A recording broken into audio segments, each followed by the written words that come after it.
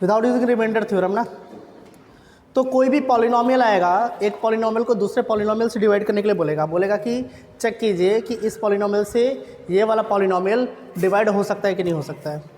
तो हम उस पॉलिनोमियल को क्या करते हैं, जिससे डिवाइड करना होता है, 0 के बराबर रखते हैं, वहाँ से x की वैल्यू पता करते हैं। जो x की वैल्यू निकल कर आएगी, जिसको डिवाइड करना है उसमें हम प्लॉट कर देते हैं। उसमें प्लॉट करने से उसकी उस पॉलिनोमियल की वैल्यू क्या हो जानी चाहिए, 0 हो जानी चाहिए। अगर 0 है तो फैक्टर है, 0 नहीं है तो फैक्टर नहीं है। क्लियर है कि नहीं क्लियर है? एक और लिखिए question, without actual division.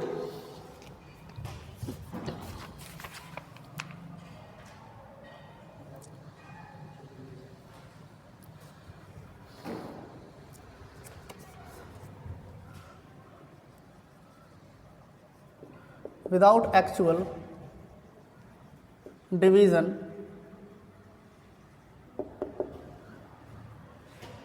prove that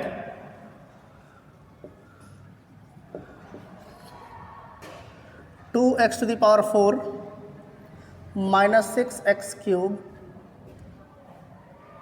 plus 3x square plus 3x minus 2 is exactly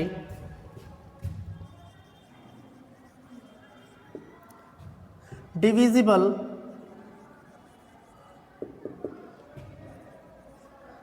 by x square minus 3x plus 2,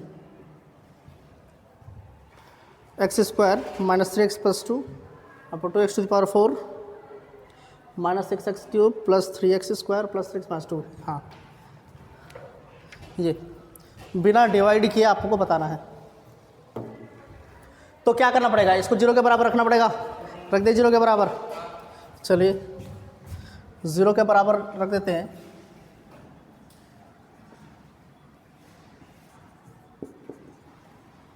तो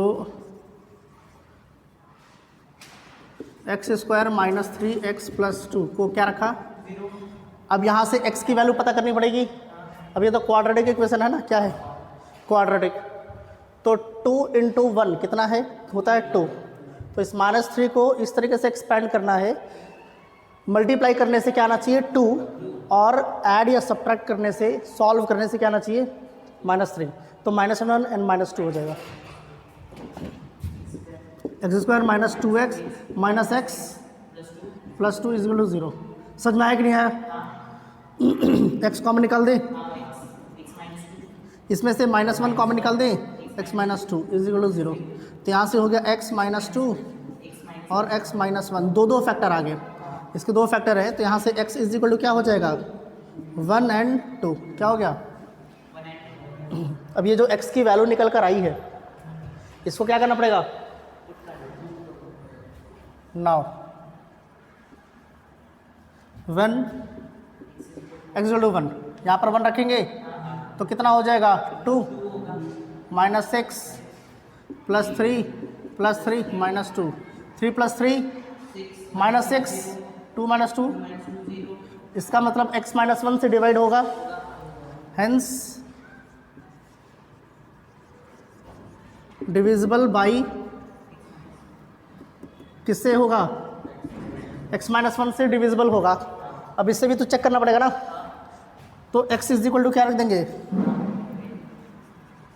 when x is equal to 2, तो 2 टू द पावर 4 16, 16 टू जा 32, 2 टू द पावर 3 8, 6 8 जा 48, 2 2 जा 4, 4 3 जा 6 plus 6 और minus 2। तो 32 plus 12 कितना हो जाएगा 44, 44 plus 6 50, minus 48 minus 2 minus 50, plus 50 minus 50 कितना हो गया, ये 0 आ गया। Hence divisible by x minus 2। x minus 2 से क्या होगा, इसका मतलब इस पॉलिनोमियल से क्या होगा, ये डिवाइड होगा। तो यहाँ नीचे लिख देंगे hence this polynomial is divisible by x square minus 3x plus 2। समझ में आया? ये तो 9th का क्वेश्चन है, 8th 9th का। ठीक है, डाल दीजिए, हेडिंग डालिए रेशियो। हाँ क्या होता है रेशियो बताइए, बोले भाई रेशियो क्या होता है?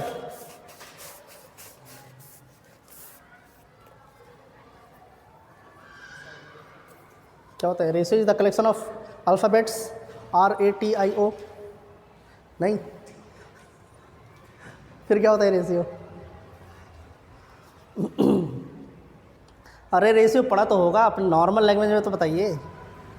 दो क्वांटिटीज़ है A और B, तो A अपॉन B को हम रेशियो कहते हैं, या A/B को रेशियो कहते हैं। A अपॉन B को फ्रैक्शन बोलेंगे। अगर A और B दो अलग अलग क्वांटिटीज़ हैं, समझ में आ रहा? तो A/B को हम क्या बोलेंगे?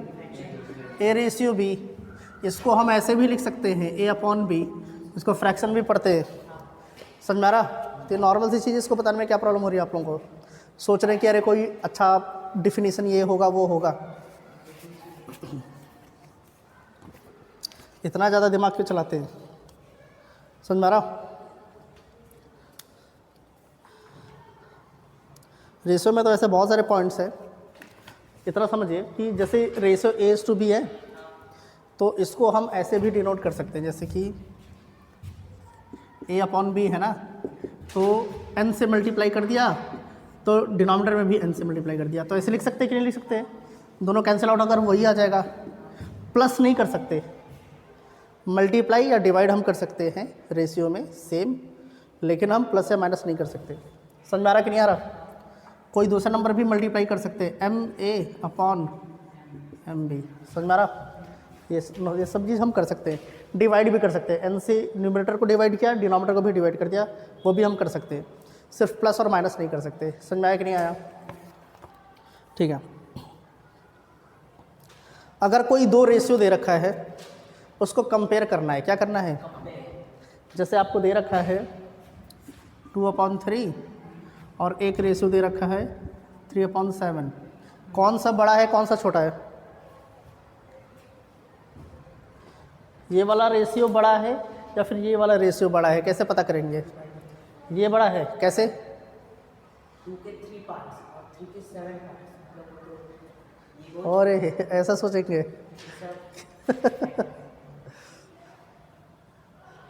इतना खतरनाक तरीके से सोचेगा।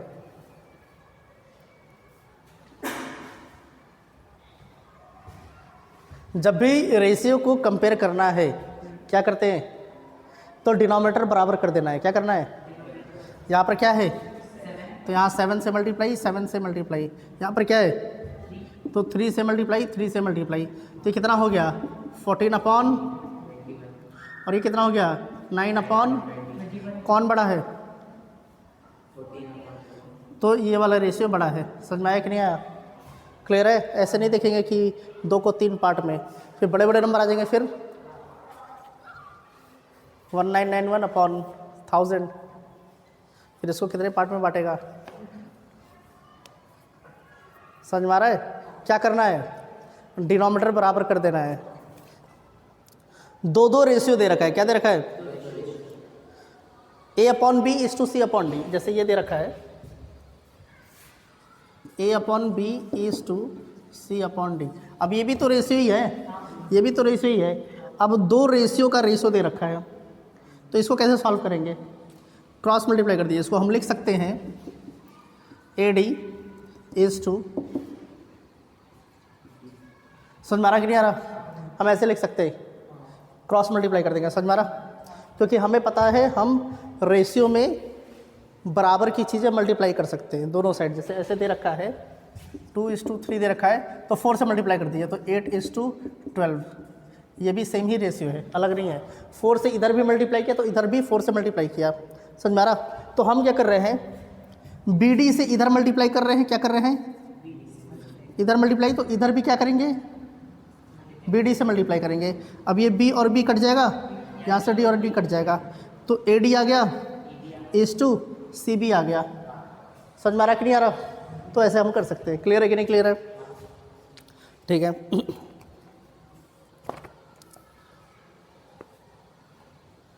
रेशियोज लिखिए। अच्छा हेडिंग ये सब नोट करने की ज़रूरत है क्या आप लोग को? हेडिंग डाला है रेशियो, तो उसमें पहला पॉइंट लिखिए। ये सब लिखने की ज़रूरत है नहीं, ठीक है। इसमें लिखिए if A is to B is any ratio. देखिए अगर आपको रेशियो दे रखा है, क्या दे रखा है? कोई भी ए टू बी रेशियो दे रखा है, तो आपसे बोला उसका डुप्लीकेट निकालिए। क्या निकालिए? या फिर ट्रिप्लीकेट निकालिए। तो डुप्लीकेट का मतलब a square is to b square, triplicate कहने का मतलब a cube is to b cube, ठीक है। तो ये याद रखना जरूरी है, लिख लीजिए। If A is to B is any ratio, if A is to B is any ratio, then it's duplicate ratio, then its duplicate ratio is a square is to b square, a square is to b square, a square ratio b square, comma देकर triplicate ratio is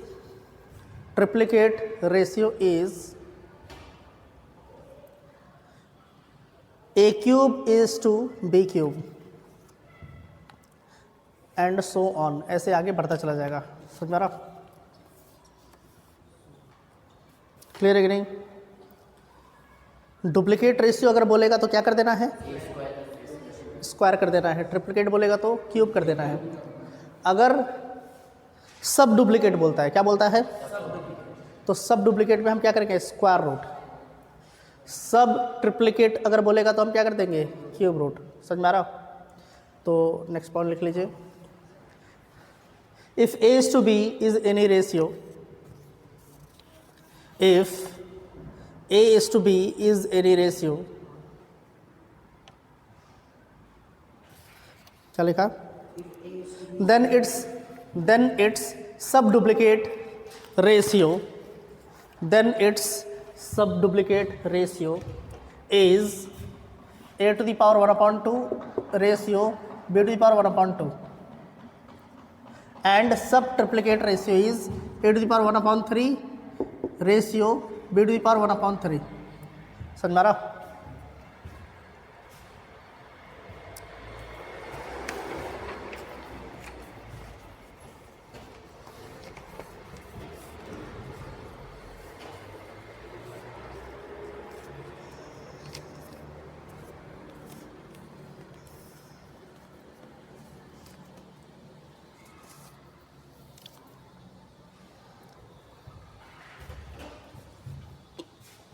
clear है कि नहीं clear है? तो ratio हो गया।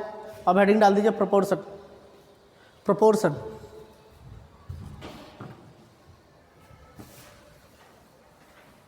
क्या होता है? प्रोपोर्शन बताइए। नाम तो सुना ही होगा, बस पता नहीं है। सही बात है ना? नाम सुना हुआ है, बस पता नहीं है, भूल गए हैं, क्योंकि बहुत छोटे क्लास में पढ़े थे रेशियो एंड प्रोपोर्शन। बाकी तो मैथमेटिक्स है तो भूल जाएंगे ही, है ना? क्या होता है बताइए? प्रोपोर्शन।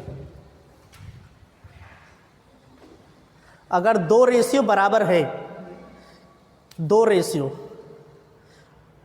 रेशियोज बोल रहा है बराबर है, इसका मतलब अगर हम बोल दें a by b and c by d, तो a बाई बी पहला रेशियो हो गया, c बाई डी दूसरा रेशियो हो गया।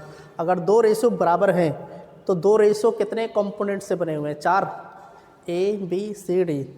तो अगर दो रेशियो बराबर हैं तो ए बी सी डी को हम बोलते हैं कि प्रोपोर्शन में है। क्या है? A b c d is in proportion. तो अगर हम कह सकते हैं कि अगर a अपॉन बी एंड, या फिर हम लिख सकते हैं is equal to c upon d. अगर दो रेशियो क्या है? बराबर है, तो इसको ऐसे भी लिखते हैं a is to b proportion c is to d. समझ में आया कि नहीं आया? पक्का? लिखिए, पहला पॉइंट लिखिए इसमें। When two ratios are equal, when two ratios are equal,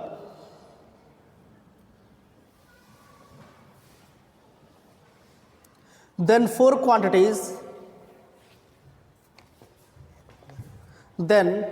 quantities compositing them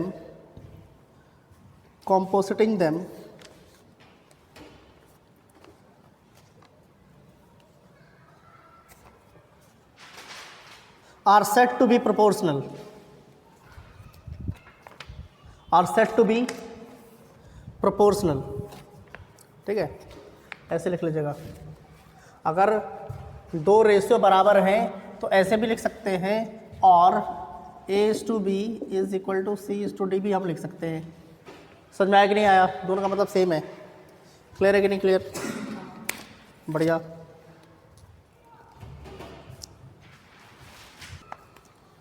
ये B एंड C जो है, B एंड C, इसको हम क्या कहते हैं? मीन्स कहते हैं। क्या कहते हैं? क्या कहते हैं? मीन्स।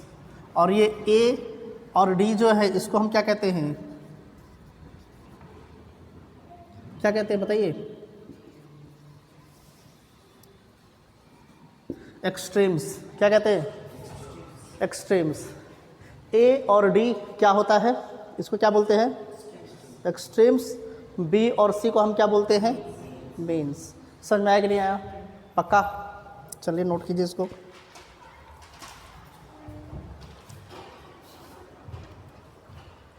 हमेशा प्रोडक्ट ऑफ एक्सट्रीम्स जो होंगे वो प्रोडक्ट ऑफ मीन्स के बराबर होंगे। क्या होंगे?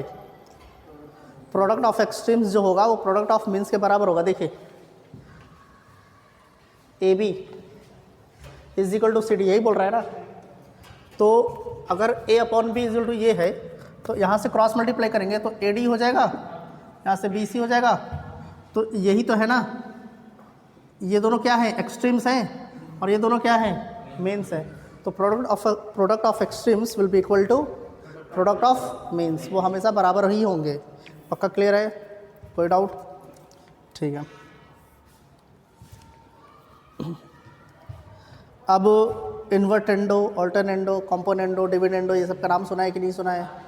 सुना है। तो इसके बारे में लिखेंगे।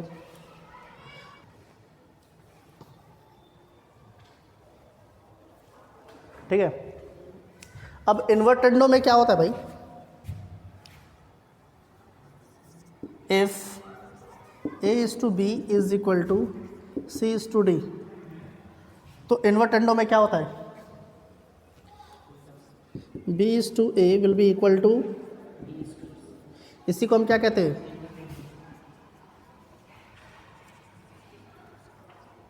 इन्वर्टेंडो कहते हैं। क्या कहते हैं? समझ में आया? ऑल्टरनेंडो किसको कहते हैं?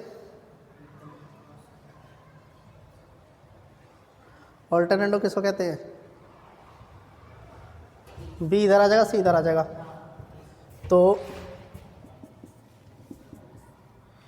A/C will be equal to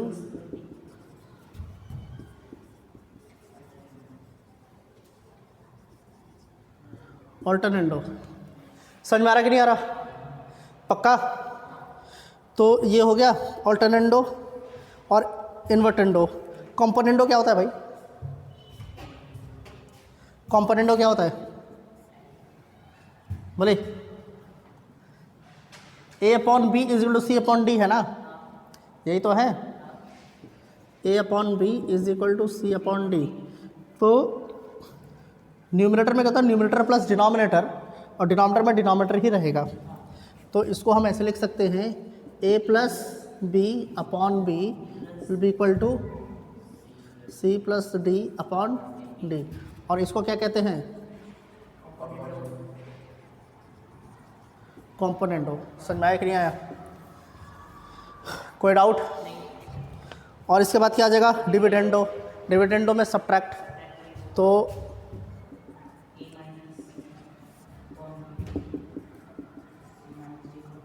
इसको क्या बोलेंगे?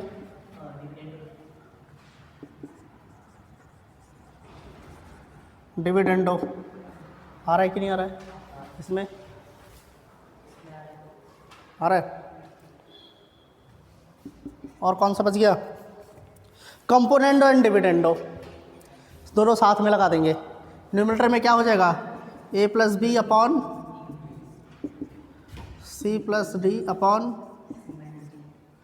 ये क्या हो गया?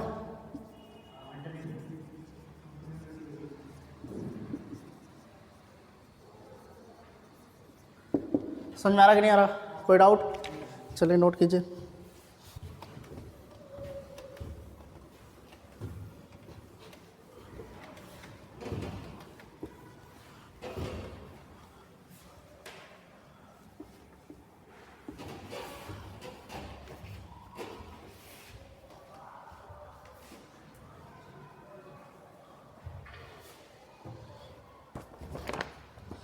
ठीक है। अगर कोई फ्रैक्शंस हैं, कुछ फ्रैक्शंस हैं या कुछ रेशियोज़ हैं जो बराबर है, क्या है, जैसे कि a/b is equal to c/d is equal to e/f, ऐसे करके है, तो इसको हम ऐसे लिख सकते हैं a plus c plus e upon b plus d plus, मतलब सम ऑफ न्यूमरेटर अपॉन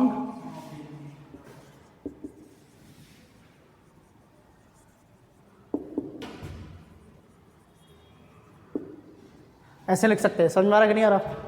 लेकिन वो फ्रैक्शंस क्या होने चाहिए, रेशियोज़ क्या होने चाहिए, बराबर होने चाहिए, सेम होने चाहिए।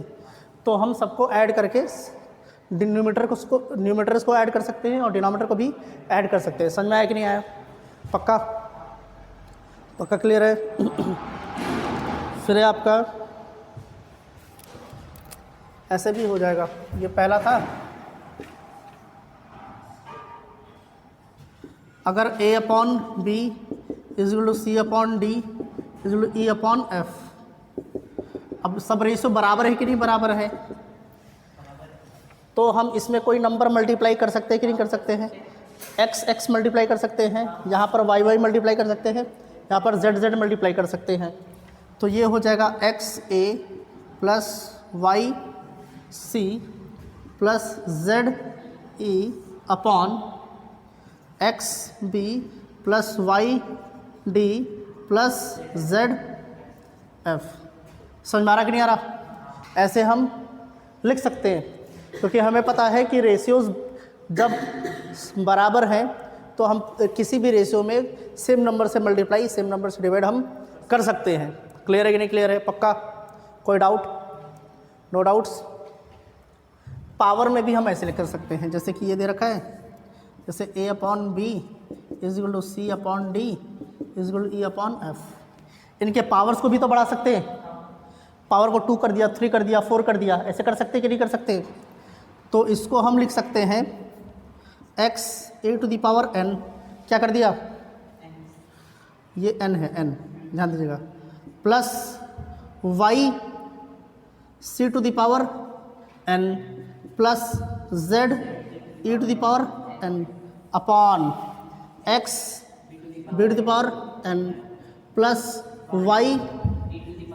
y(d⁴n) plus z(f⁴n). समझ में आ रहा? और पावर में n किया तो यहाँ पर 1/n करना पड़ेगा। क्लियर है कि नहीं क्लियर है? n ही लग रहा है ना, कुछ और लग रहा है? n लग रहा है क्या? ठीक है। क्लियर है कि नहीं क्लियर है? पक्का? तो ये 3 प्रॉपर्टीज़ भी आप लोगों को बहुत अच्छे से पता होना चाहिए। ठीक है, चलिए नोट कीजिए। थर्ड को भी है उनका।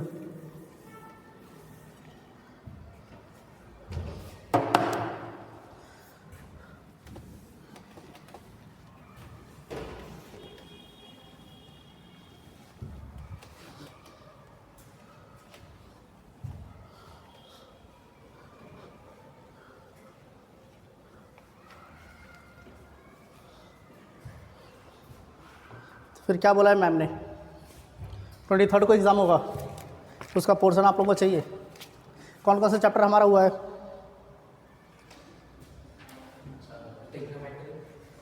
ट्रिग्नोमेट्री लिखते जाइए, ट्रिग्नोमेट्री, फिर डिटर्मिनेंट एंड मैट्रिसेस, वो भी लिख लीजिए। और कितना हुआ है? Relation and functions, sets, relation and functions,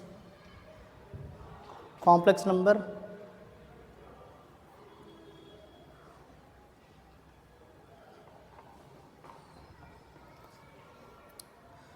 logarithm चल रहा है।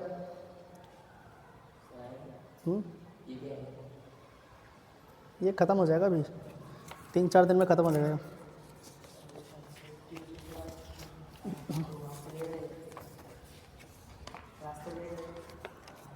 देखा जाएगा, अभी एग्जैक्ट नहीं बता सकते, लेंगे देखा जाएगा छुट्टियों में। ठीक है, तो और बस इतने ही चैप्टर हुए हैं? कितने चैप्टर हो गए?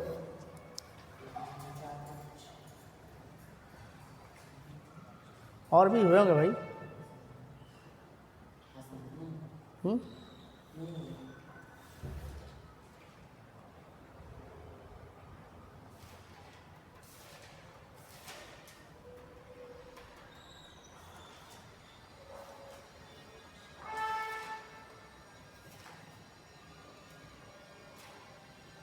कितने महीने से हम पढ़ाई कर रहे हैं? मैथ्स का कम से कम कितना पढ़ाई हुआ होगा? 3 महीने, 4 महीने?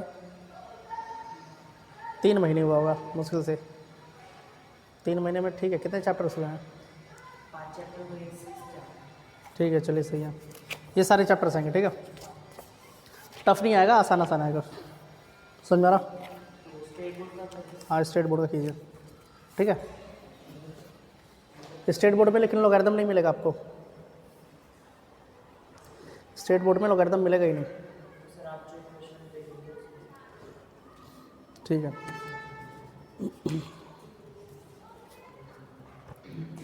चलिए किया ना, क्वेश्चन लिखिए।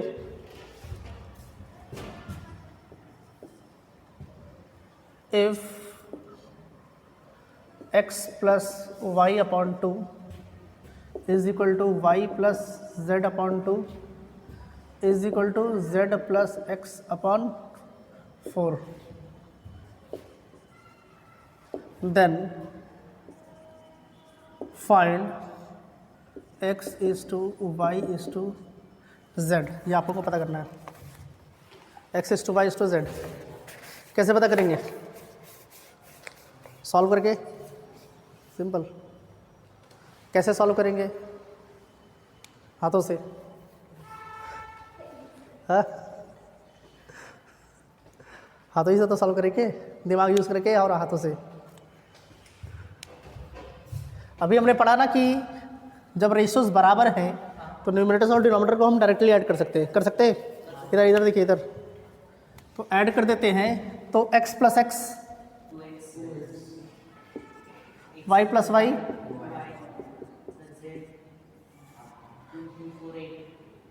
कितना हो जाएगा? 8 हो गया ना।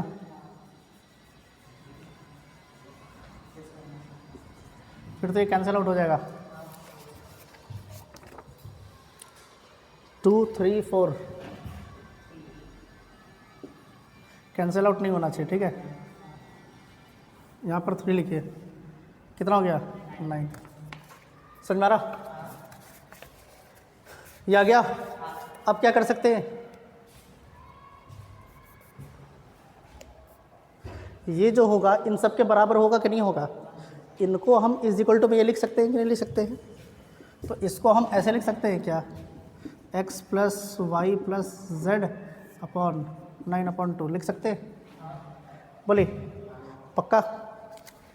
तो जब ये इसके बराबर है तो हमें यहाँ पर क्या चाहिए? सिर्फ x चाहिए। क्या चाहिए?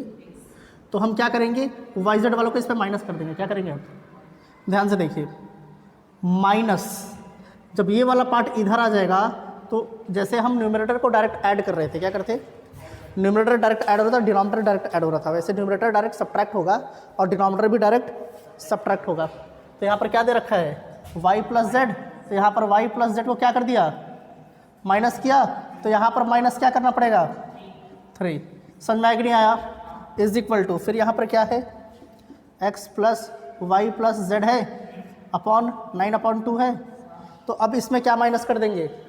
अब हमें यहाँ पर y चाहिए। क्या चाहिए यहाँ पर? y। तो इस वाले को यहाँ पर माइनस कर देंगे, माइनस z प्लस एक्स। तो अपॉन माइनस क्या करना पड़ेगा? 4। फिर यहाँ पर is equal to x plus y plus z minus इसको कर देंगे। तो यहाँ पर क्या हो गया? x प्लस वाई अपॉन यहाँ पर क्या था? 9 अपॉन 2 माइनस क्या हो गया? ऐसे कर सकते कि नहीं कर सकते? बोलिए। जैसे न्यूमरेटर को हम डायरेक्ट ऐड कर रहे थे और डिनोमिनेटर को भी डायरेक्ट ऐड करते हैं, वैसे सब्ट्रैक्ट भी कर सकते हैं। प्लस ही थोड़ी कर सकते हैं, प्लस भी कर सकते हैं, सब्ट्रैक्ट भी कर सकते हैं। तो अब अगर इसको सॉल्व करते हैं, ध्यान से देखिए, तो y प्लस जेड और यहाँ से y plus Z cancel out हो जाएगा। क्योंकि ये माइनस वाई हो जाएगा, माइनस जेड हो जाएगा, तो यहाँ क्या बच गया, एक्स अपॉन 2, इधर मल्टीप्लाई होगा 6, 9 माइनस 6 3, तो यहाँ पर क्या आ गया 3/2, क्या आ गया, यहाँ पर क्या बचेगा y अपॉन 8, तो 9 माइनस 8 1/2, यहाँ पर क्या बचेगा z बच जाएगा अपॉन 4, तो कितना हो गया 2 और 2 कट जाएगा यहाँ से, तो यहाँ से x is to y is to z क्या आ गया, x is to y is to z क्या आ गया, 2 2 तो कैंसिल आउट हो जाएगा ना, तो 3:1:5 क्या आ गया, क्लियर है कि नहीं क्लियर है, कोई डाउट, पक्का। एक क्वेश्चन है, if a y plus z is equal to b z plus x is equal to c x plus y, then show that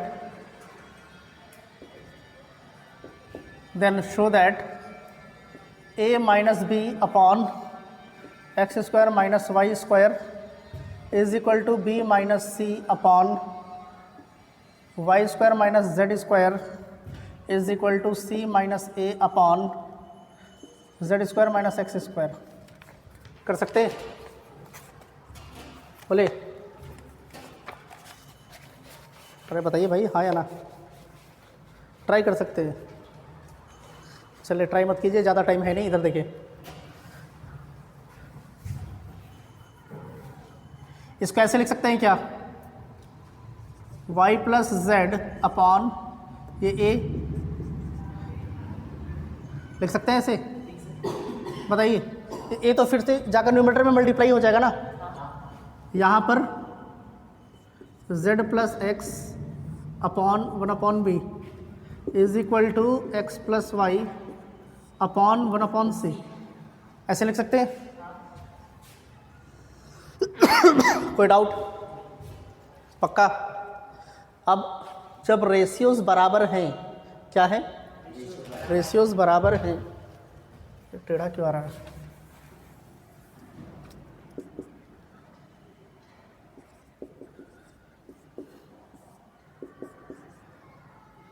ठीक है, तो रेशियोज अगर बराबर हैं तो हमें पता है कि हम न्यूमरेटर को डायरेक्ट ऐड कर सकते हैं और सब्ट्रैक्ट भी कर सकते हैं, तो ऐड करेंगे सब्ट्रैक्ट करें, माइनस साइन है तो सब्ट्रैक्ट करना पड़ेगा, क्यों, समझ में आ रहा कि नहीं आ रहा, तो ध्यान से देखिए, यहाँ पर क्या है z प्लस एक्स है, तो z प्लस एक्स माइनस, अब यहाँ हमें यहाँ चाहिए x माइनस वाई, क्या चाहिए, तो z तो रिमूव करना पड़ेगा, z कैसे रिमूव होगा, यहाँ से y प्लस जेड कर दिया हमने, क्या कर दिया, y प्लस इस वाले पार्ट को यहाँ पर माइनस किया, तो यहाँ पर क्या है 1/b है, यहाँ पर क्या हो जाएगा 1/a, समझ में आया कि नहीं आया, तो यहाँ से z और यहाँ से माइनस जेड हट जाएगा, यहाँ क्या आ जाएगा x माइनस वाई आ जाएगा, x माइनस वाई, समझ में आ रहा।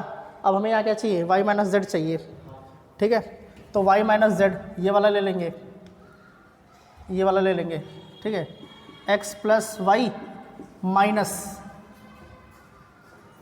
वाई माइनस जेड चाहिए ना, तो यही तो लेना पड़ेगा, z प्लस एक्स अपॉन, तो यहाँ पर क्या है 1/c माइनस 1/, क्लियर है कि नहीं क्लियर है, x माइनस एक्स कट जाएगा, y माइनस जेड मिल जाएगा, कोई डाउट, इज इक्वल टू यहाँ पर क्या चाहिए z माइनस एक्स, तो कौन सा लेना पड़ेगा,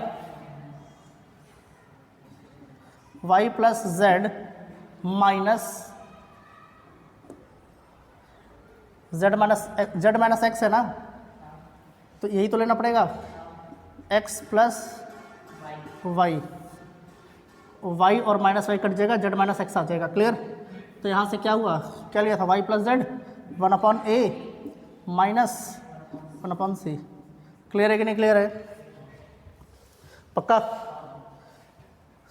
सॉल्व कर दिए इसको, तो यहाँ से क्या क्या x माइनस वाई आ गया, बोलिए x माइनस वाई आ गया कि नहीं आ गया, a इधर मल्टीप्लाई होगा, b इधर मल्टीप्लाई होगा, तो ये हो गया a minus b upon, denominator पे तो ये हो जाएगा ना a b, is equal to, यहाँ से क्या आ जाएगा y minus z, y minus z upon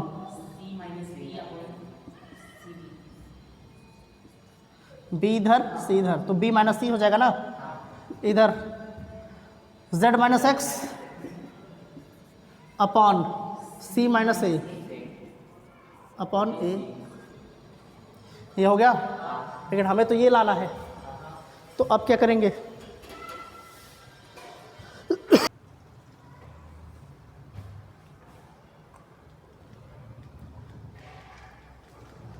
बोले अगर यहाँ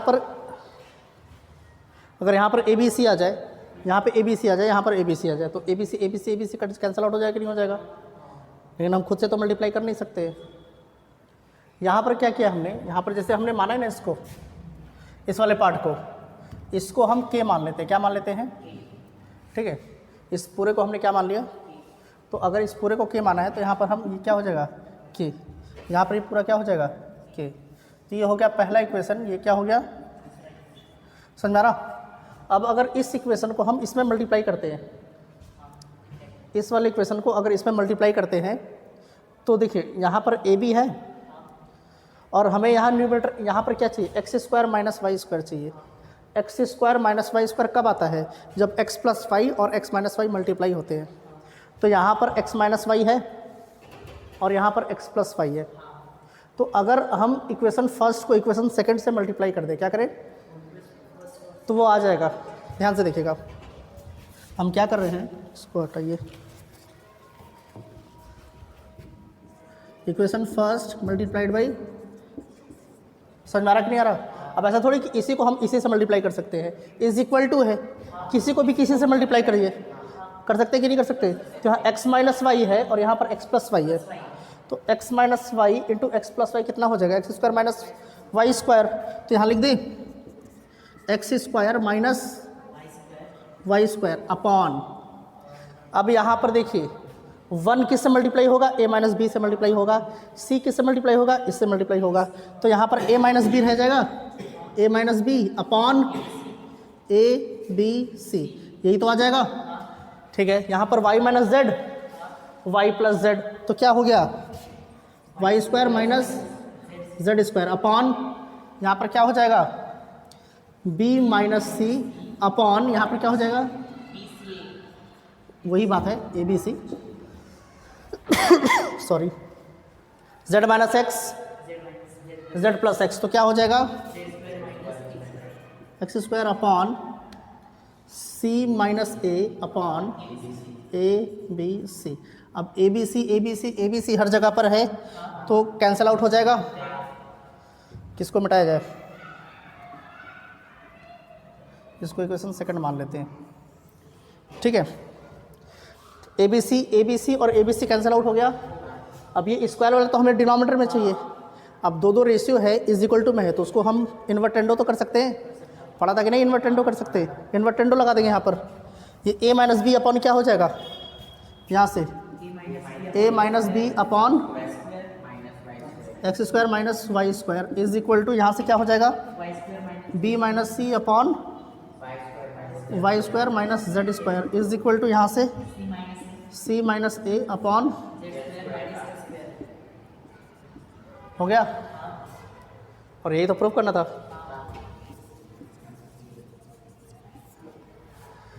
बोले क्लियर है कि नहीं क्लियर है, कॉम्प्लिकेटेड नहीं है, बस आपको तरीका पता होना चाहिए कि हाँ भाई इस तरीके से सॉल्व करना है। समझ में आ रहा कि नहीं आ रहा, पक्का। तो आज के लिए इतना ही करेंगे, बाकी नेक्स्ट क्लास में, ठीक है। एक क्लास और लगेगा, 1 या 2 क्लासेस, बेसिक मैथमेटिक्स खत्म हो जाएगा, उसके बाद लोगरिथम में हम जंप कर देंगे, ठीक है। चलिए।